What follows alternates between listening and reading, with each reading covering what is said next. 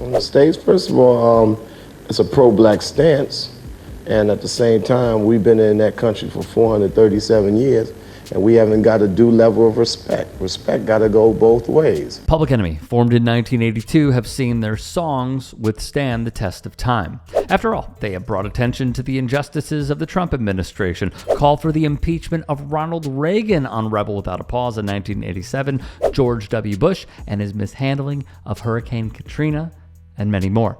Being black in America, I guess we're used to seeing even the most blatant, but we're also used to seeing a lot of subtle racism. In a catalog of gems, Chuck D and Flavor Flav have left a legacy in hip-hop and political music, none bigger than their June 1989 hit, Fight the Power. Its origin story? Spike says, yo, I'm coming up with a movie talking about this situation in New York, man, this BS going down. Yo, man, I need an anthem. Playback! In short, Spike Lee reached out to Public Enemy to write a song for his legendary film, Do the Right Thing. Shockingly, it was the second draft that stuck. Fight the Power was supposed to be a revamp of Lift Every Voice and Sing, also known as the Black National Anthem. Producer Hank Shockley pushed back on this notion, which led to Chuck D drawing inspiration from the Isley Brothers track with the same name in 1970. Chuck would also draw inspiration not just from the times that came before, but present day. A white mob attacked 3 black boys outside a pizza shop, with ringleader John Lester calling for their killings. Michael Griffith escaped the chase by going onto a busy highway, where he was struck by a car and died. Lester, who passed in 2017, stated, "I accept responsibility for Michael Griffith's death. If we hadn't chased him, he wouldn't have died." Lester would serve 15 years and be deported from the U.S. But that wouldn't be all. You better believe that I hate the people that took this girl and raped her brutally. You better believe it. And it's more than anger, it's hatred. And I want society to hate him. Real estate mogul Donald Trump would take out a full-page ad in the New York Times mandating the death penalty for Antron McCrae, Kevin Richardson, Yusef Salaam, Raymond Santana, and Corey Wise. I know as an OG, this dude I had a problem with from way back, so that's why I'm wearing my shirt. This is the beginning of my problems with 45. And everybody didn't have a camera back there. Nobody had a camera back then. And you know what, if that was you and you got caught out by the popo at that time and got pointed to and then was plastered all over the Daily News, the New York Post, how, a rebuttal on page 13 ain't gonna fix it, yo. The thing that blows the mind is how much of America, the United States of America, fell victim to this New York City huckster 3-card Monty playing on society, get over, slick kid, privileged brat, and called him president. That's when we got a problem, bro. Hey guys, quick break in the action. I have a new show coming out called The Rick Strom Show. It is going to be awesome. I'm interviewing musicians, athletes, producers, writers, journalists, authors, sports doctors. Go check it out at youtube.com/@TheRickStromShow. Also be sure to throw me a follow on Instagram, Threads, Blue Sky. It can all be found in the description box below. Thank you. Via PBS, the 5 served their complete sentences between 6 and 13 years before another man, serial rapist Matthias Reyes, admitted to the crime, and DNA testing supported his confession. This also came at a time when Ed Koch was mayor of New York City. Although he is said to have saved the city from bankruptcy, tensions began with his crackdown on graffiti, one of the so-called 4 elements of hip-hop, wrote Slate's Forrest Wickman. A priority for him was putting dogs and razor wire around subway yards to prevent the artistry. He'd even state, "If I had my way, I wouldn't put in dogs, but wolves." In 1983, this happened. Of all the arrests this year, none has received as much public attention, though, as that of Michael Stewart, a young graffiti artist. On September 15th, 25-year-old Michael Stewart was arrested for scrawling on the wall of a subway station at 3 in the morning. 30 minutes later, Stewart lay in a deep coma at Bellevue Hospital's emergency room. What happened in those 30 minutes is the subject of an ongoing controversy. Stewart never regained consciousness.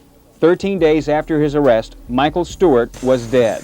which led to Jean-Michel Basquiat depicting the death in Defacement, the death of Michael Stewart, and Lee's Do the Right Thing, symbolized by Radio Raheem dying at the hands of police via nightstick, the same weapon, per witnesses, that was used against Michael Stewart. Lee also paid tribute to Stewart in his film by placing Raheem and Buggin' Out up against a wall with graffiti that read, "Dump Coke."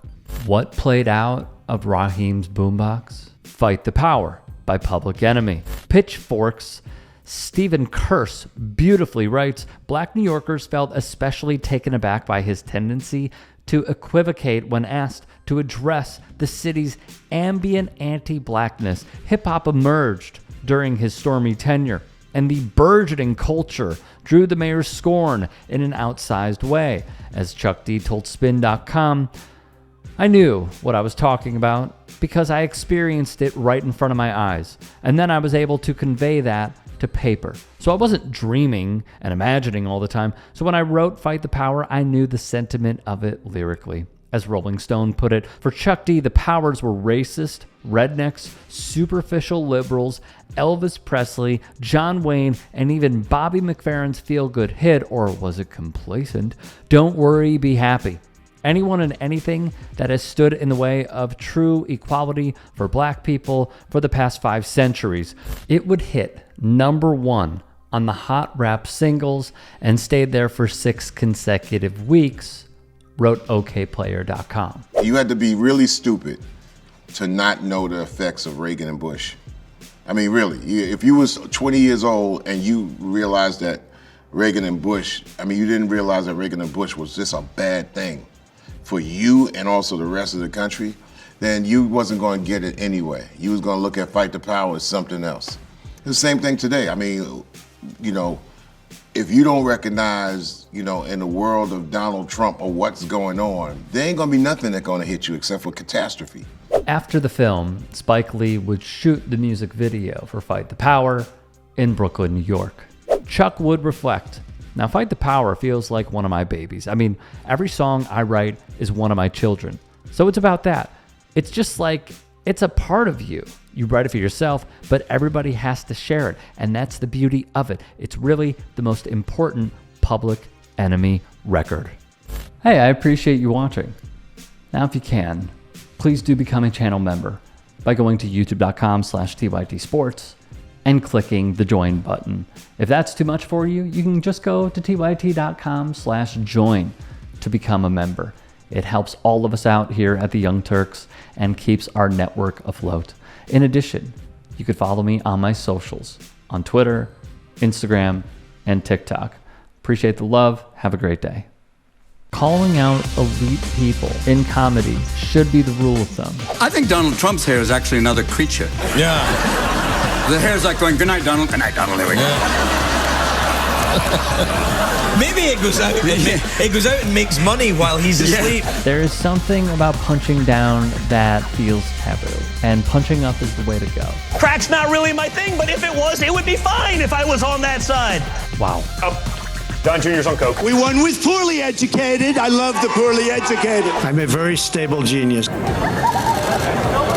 It is very important, the work that the Jordan Kleppers are doing, the work that the Good Liars are doing, the work that our team here at the Turks are doing, and many more. Used to see these tackles, now they tackle. Oh, head-on-head collision. Bing, flag. Football's become soft. You have Trump doing sound effects for tackles. The choice could not be more clear. Let's not beat around the bush about it.